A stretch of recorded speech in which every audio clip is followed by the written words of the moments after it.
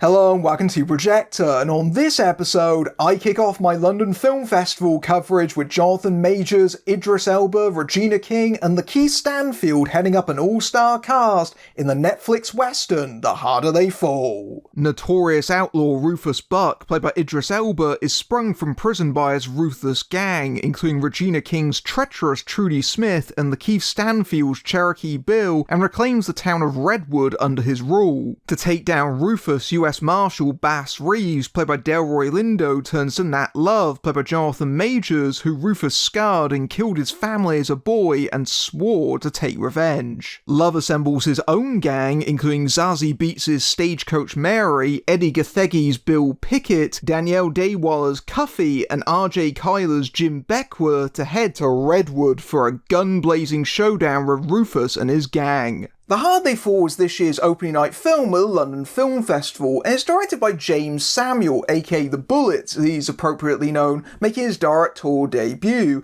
Shawn Carter, aka Jay-Z, is also on board as a producer, and Samuel has been wanting to make this film for quite a long time, having often spoken about it to his friend Idris Elba since at least the 90s. Elba, of course, stars in the finished film. And the idea of a western with a predominantly black cast is not entirely new. You can find examples all the way back to Mario Van Peebles in Posse back in the 90s, but it's still relatively uncommon, and it does seem like this is an attempt to try and reclaim the genre in a certain way, especially with its opening text, which basically goes along the lines of, "This story is fictional, but the people were real. There are real historical figures integrated into the narrative of The Harder They Fall, which otherwise doesn't remotely claim to be historical fact, in the same way that many westerns use real figures like, say, Wyatt Earp, and integrate them into otherwise completely made-up stories. But the idea of having them there feels in some way transgressive. The Harder They Fall sets itself apart right from the outset with a very strong sense of style, which is Samuel's strong suit as a director, which is particularly impressive given it's his first film, and yet already feels like it has a very distinct identity. And Samuel pushes the genre in a very heightened, very anachronistic direction. Everything feels like it's pushed to the extreme. You've got camera zooms that go through windows, you've got very unusual, arresting cinematography at times. There's one composition that definitely stuck out in my mind where late into the movie, Cherokee Bill and Beckworth are having a standoff against each other, and the camera cuts to this overhead angle where the actual figures are very tiny, but the landscape and their shadows absolutely dwarf them. They look enormous and larger than life, and I thought that was a really fantastic shot, and larger than life definitely describes the movie's style in a nutshell. And I think that you can see that right from the opening sequence, because Nat Love tracks down one of the people that killed his family in a church in the pre-title sequence. It's the first time that we meet Love as an adult in the film, and he seems like this figure of just plain retribution, particularly with that cross carved into his forehead, and he terminates this man with extreme prejudice. And there is an undeniable influence of Quentin Tarantino on the film, particularly Django Unchained and Hateful Eight, in the huge, massive blood spurts that shoot out of people. That's definitely something that Tarantino took from Sam Peckinpah, and Samuel has borrowed from Tarantino, who himself pushed it to the utmost by having just ridiculously sized blood all over the screen, and you see that right in this movie. So while Samuel's style isn't entirely original, it definitely coheres into something that's unusual and different, especially if you've seen a lot of westerns. One detail that I liked is that all the buildings in the town of Redwood were very brightly coloured, really sharp reds and blues, like they're just freshly painted. It again pushes this very stylised aspect of the movie, but also it's actually a subtle build-up to a gag where the characters go to a white town to rob a bank, and the joke there is that literally all the buildings are painted white. Yeah, that's a little bit broad, but it's fun. And that's the thing.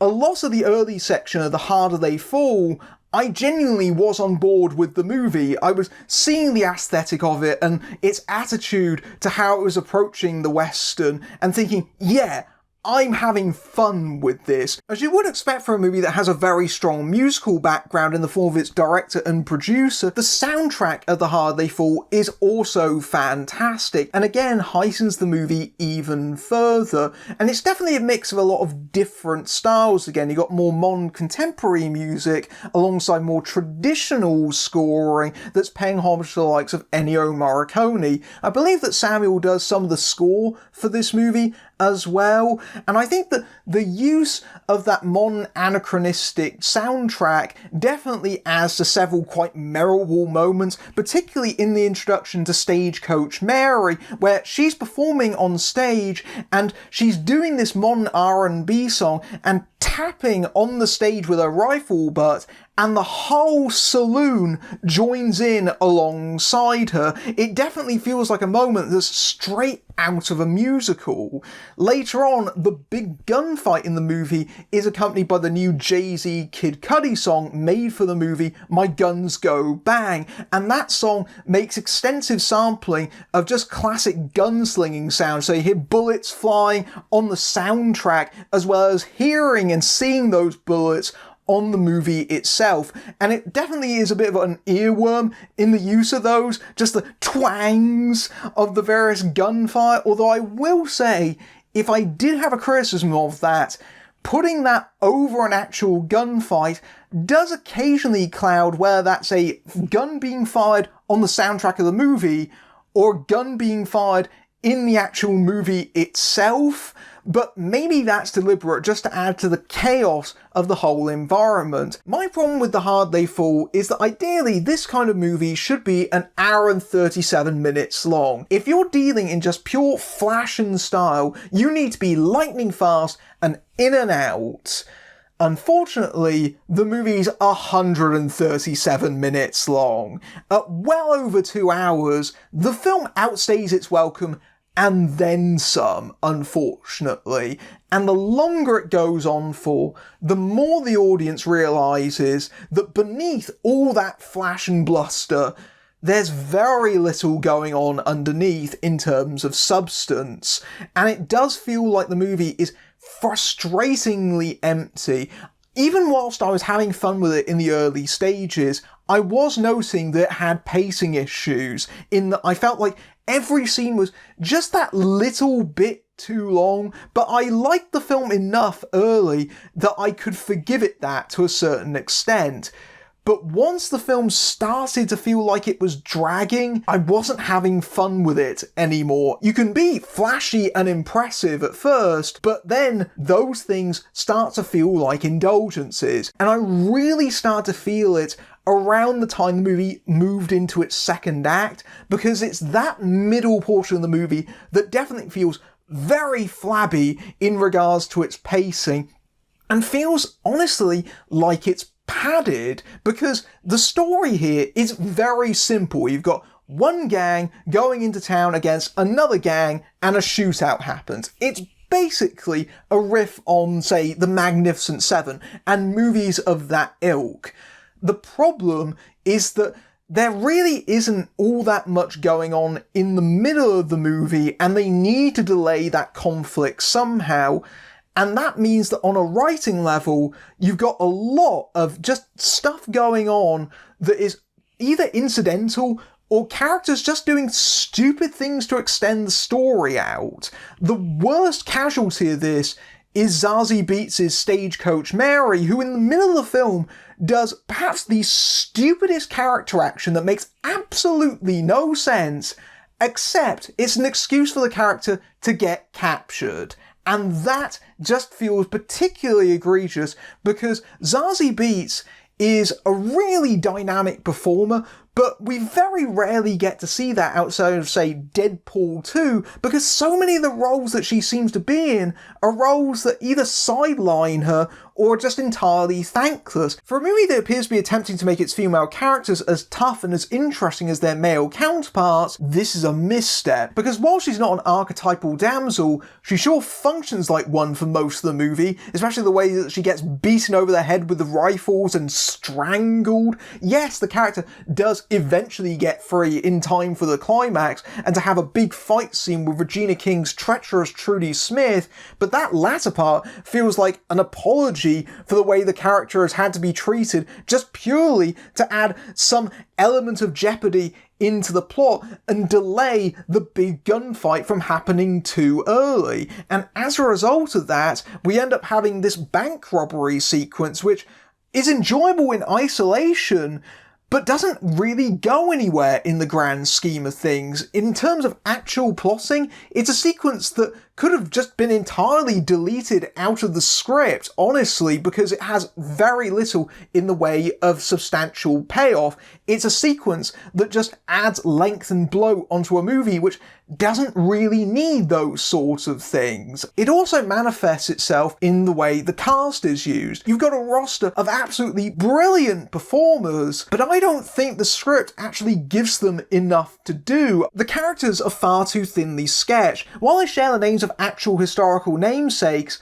that's often as far as the connection goes, with the exception of Delroy Lindo's Bass Reeves, which perhaps explains why he's one of the more memorable figures in the film despite his relatively small amount of screen time. Lindo, as always, is solid and dependable, and it's nice to see these getting a bit of a Netflix renaissance between this and The Five Bloods.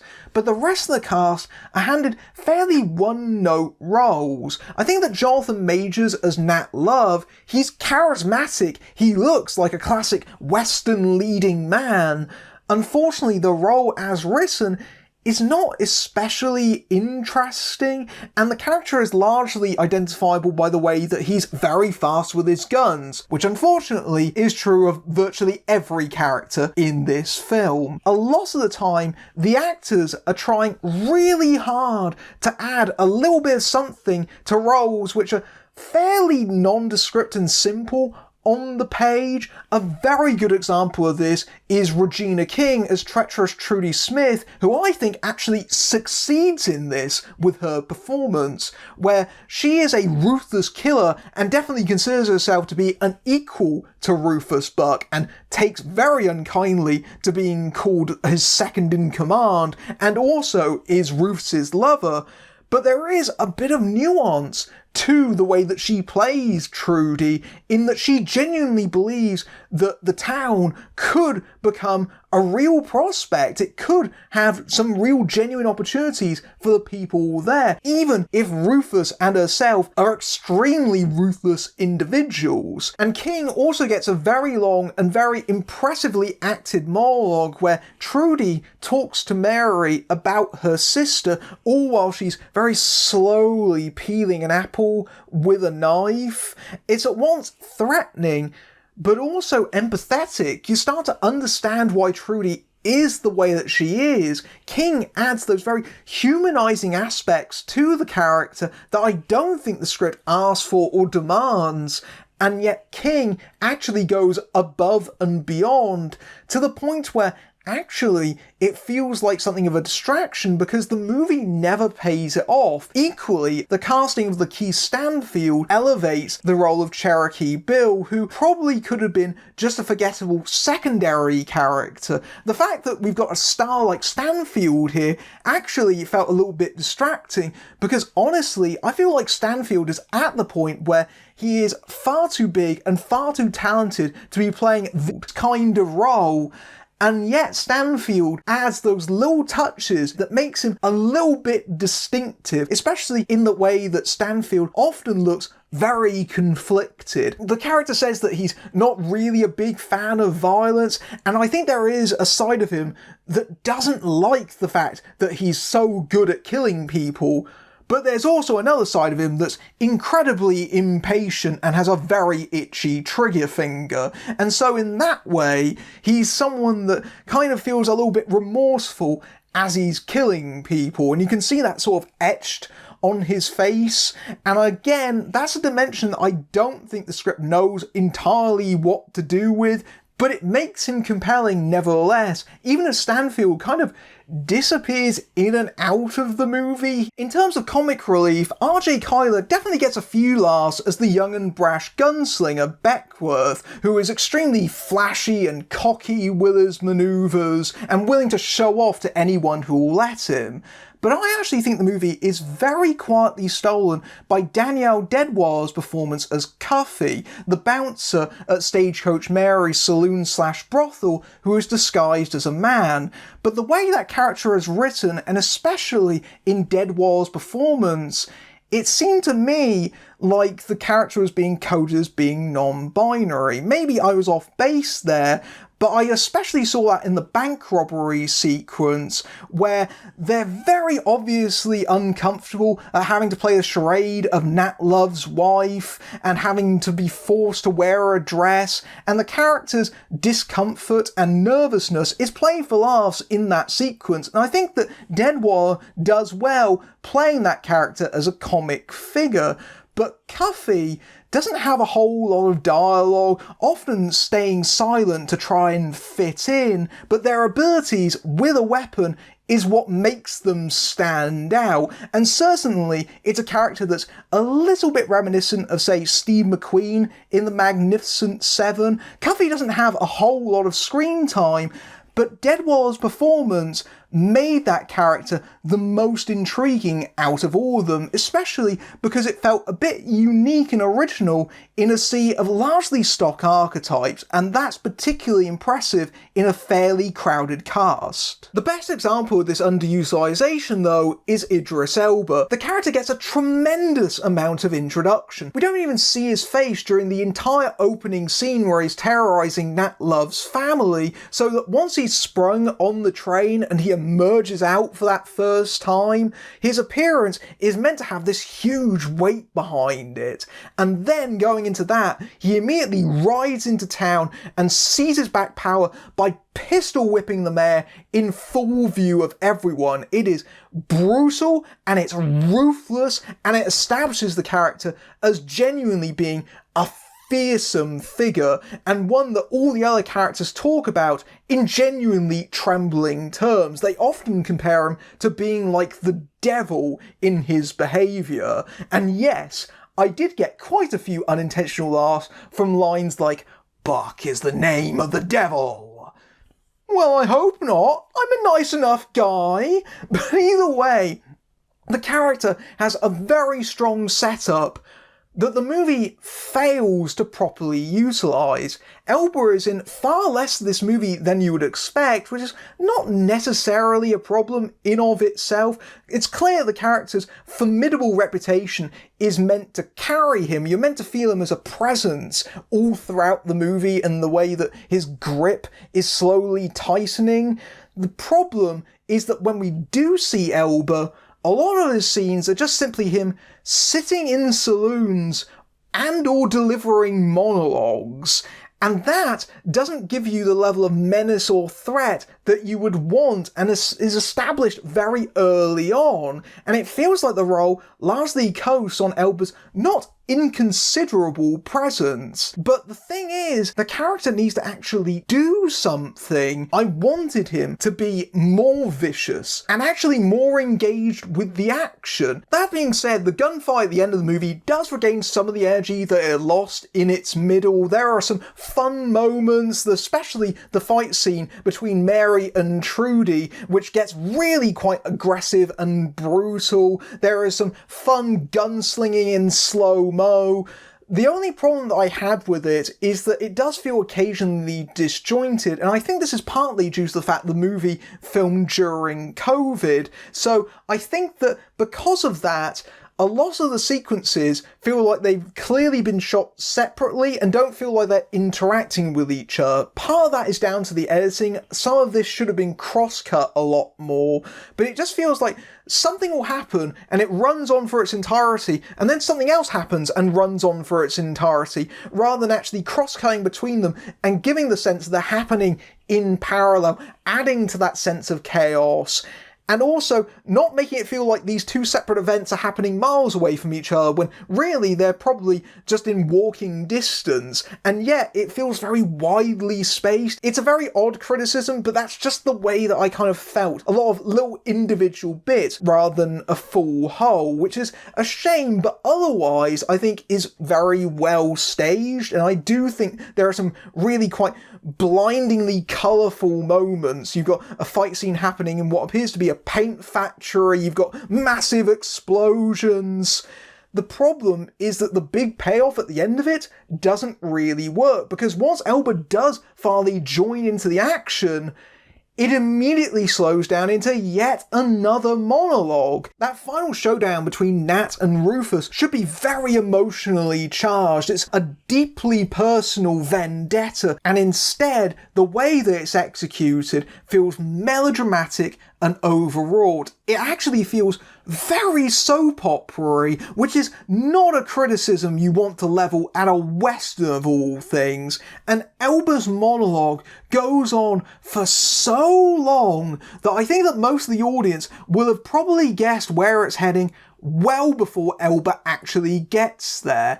And instead, that final showdown between these two characters that the story started off with, it feels deeply unsatisfying, and not in the way that Samuel intends it to be. It instead feels like the movie ends on this very damp squib. I was really expecting to love The Harder They Fall, the way that it opened, but it lost me the more it progressed. I liked the way that it played around with the genre and certain conventions of it, and I definitely think that Samuel's style and the way that he's incorporated that into the movie is the most distinctive aspect of it that impressed me, and if he puts that into his movies going forward, I think he shows real talent as a filmmaker. But unfortunately, the script here is far too underwritten, and the movie is too long. The movie, I think, underutilises a really amazing cast, so amazing that they try to make the material better, but honestly, it's too long for what is a relatively straightforward film, and I think that the movie needed a bit more discipline. It needed to be a lot tighter. It is a movie that I think that is well suited to Netflix, in that you can actually scrub through some of the drier parts if you would like, because it definitely feels like it would deserve a much tighter edit. However, I do think that there is very few black westerns out there, and I appreciate what it's trying to do. I just don't think it entirely manages to pull it off. If you like this review, then you don't have to rob a bank to contribute to my Ko-fi page, or you can open up my armory over at my Patreon, where you can see my reviews early among other perks, including access to my Discord server. But until next time, I'm Matthew Buck, fading out.